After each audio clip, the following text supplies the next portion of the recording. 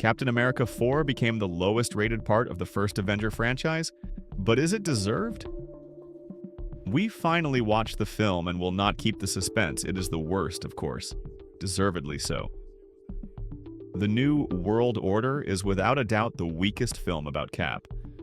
Although what the hell about Cap? This is a solo Falcon. And it looks exactly like a solo film of a secondary character should look. But let's note that the film can't be called the worst Marvel project, much less in the fourth and fifth phases, which we'll tell you about in the next couple of minutes. As usual, first without spoilers, and after a special warning, with them. So don't worry about anything and listen to the instructive story about how Kevin Feige believed in himself too much. Captain America 4 is still a continuation of those old MCU traditions of Quantumania and Captain Marvel 2. The problem began when Kevin Feige, after the events of Infinity War and Endgame, came to the conclusion that the success of Marvel films depended less on the cast and more on their script structures, familiar formulas, and Disney's marketing strategy. Feige, in fact, had every reason to believe so. That's why he decided that there was no point in spending big money on stars like Robert Downey Jr., great directors and talented screenwriters. He announced Phase 4 as a new phase with heroes who would change the balance of power in the Marvel world. The budget seemed to be as limited as possible, the actors were recruited by advertisement, and the screenwriters were replaced by neural networks. Thus was born an absolutely sterile Phase 4 with faceless characters, references to nowhere, and complete chaos in terms of the overall plot of the cinematic universe. But it's worth acknowledging that a couple of years later, Feige realized his mistake and scrapped all plans. So, instead of the Kang Dynasty, we got Doomsday. Instead of Cap's confusion, we got Chris Evans' return. And instead of the Quantumania writer at the helm of Secret Wars, we got the writers of Infinity War. But the main problem is that Captain America 4 was already filmed in the same disposable and throwaway style, so don't expect much from the movie. The fourth Captain America is the result of mistakes made 4 years ago, and neither Anthony Mackie nor Giancarlo Esposito are responsible for that. They were repeatedly invited to additional shooting, during which the plot changed significantly. This is noticeable, at least in the length. An hour and a half of screen time reminds one of Sony films, and not 2-hour works of the Marvel Cinematic Universe. But, to our great regret, Kevin Feige was unable to fix the main problem. No matter how hard you try to accept it, Anthony Mackie is not cut out for the role of Captain America. And the funniest thing is that the film seems to specifically hint at this. Many scenes are a direct parallel to scenes from films with Chris Evans. And it seems like people ask Cap the same questions, and he gets into the same situations. But when Anthony Mackie plays instead of Chris Evans, it looks unnatural. A soldier's heart-wrenching speech about his brother joining the army, inspired by the new Captain Anthony Mackie. Respectful looks from the military, respectful attitude from officials. In general, the same mistake when Feige decided that if he changed the actor and did not edit the plot at all, the viewer would not notice anything. Respect for the captain from people looks artificial.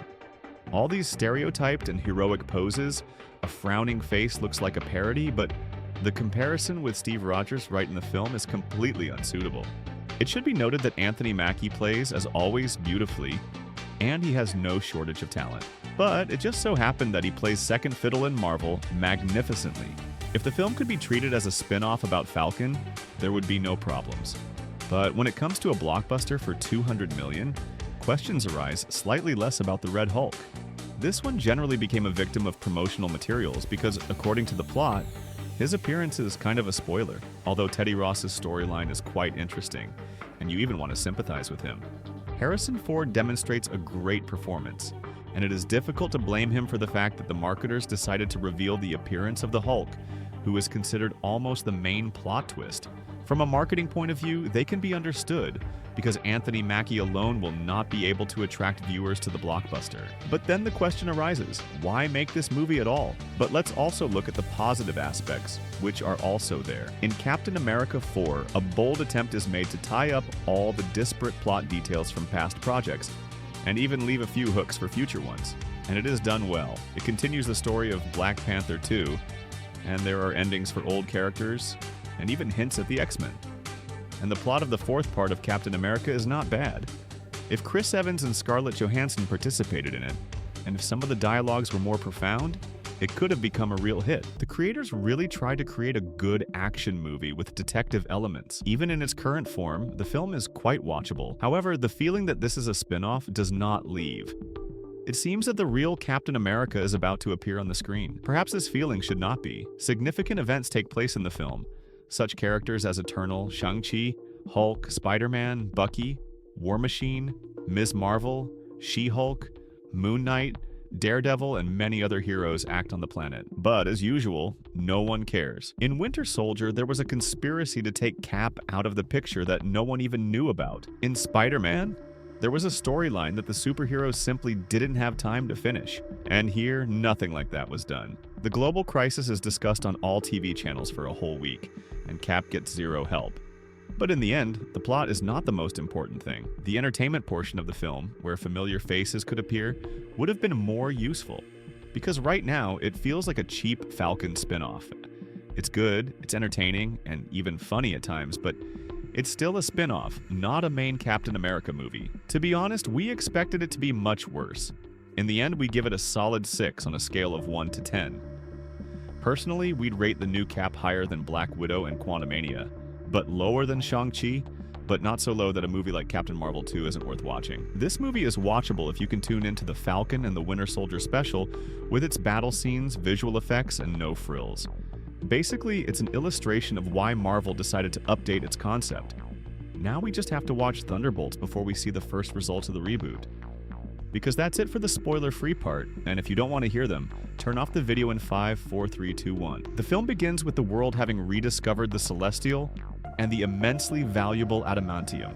Thaddeus Ross, now President of the United States, is eager to reach a global agreement on its use to avoid conflict over the rare resource.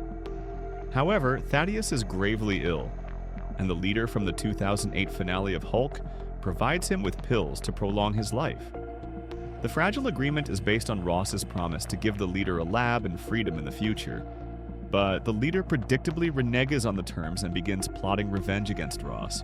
The first stop is Japan's withdrawal from the adamantium agreement.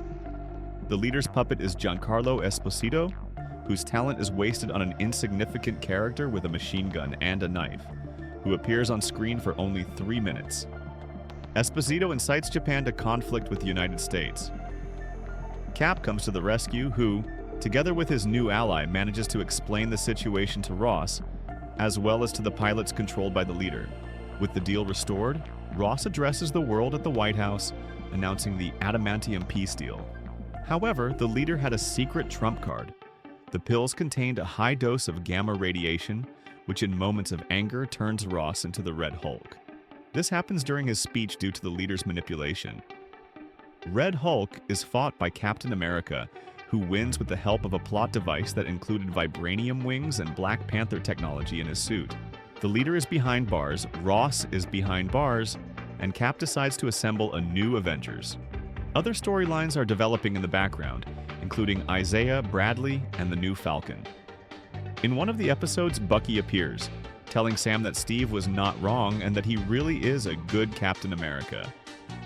However, all this seems forced and not entirely convincing. However, it is not a disaster.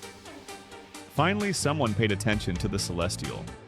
Under this case, even adamantium can be organically woven into the plot. By the way, Marvel has already confirmed that the Weapon X program will also be in the cinematic universe, and it will be with the help of adamantium obtained in the fourth Cap. The leader turned out to be a good antagonist if you close your eyes to some scenes. In 2025, the graphics and costumes leave much to be desired. Even in the 2008 Hulk, the leader looks more organic. But his return brought interesting ideas and gave the character a decent backstory, abilities, and motivation. In a post-credits scene, the leader warns Sam of an impending threat from other worlds in the multiverse, which once hinted at Kang's dynasty but is now likely Doctor Doom. The question of a new Avengers lineup remains open. In the finale, Sam seems intent on assembling a team, but the final decision will not be seen until the Thunderbolts movie, which will be part of Phase 5. Starting with Phase 6, all projects will undergo a reboot. But, unlike Cap, Thunderbolts was not so brutally remade, so this film has a better chance of success, and there we will find out exactly who will be in the new Avengers. We are unlikely to like the spoiler. De jure, Anthony Mackie remains Captain America, and he even got his own Falcon. If the solo film about Cap was not successful, then the prospect of the Avengers raises concerns. We hope that the Russo brothers have ideas on how to return Marvel to its former epic notes. At the moment, this is clearly lacking, and the cinematic universe has regressed to weird characters and comical costumes. It is watchable and generally even interesting, but it is far from the old days. Have you already watched the new Cap? What are your thoughts on the film? Share your opinion in the comments. And that's all for now. Until next time.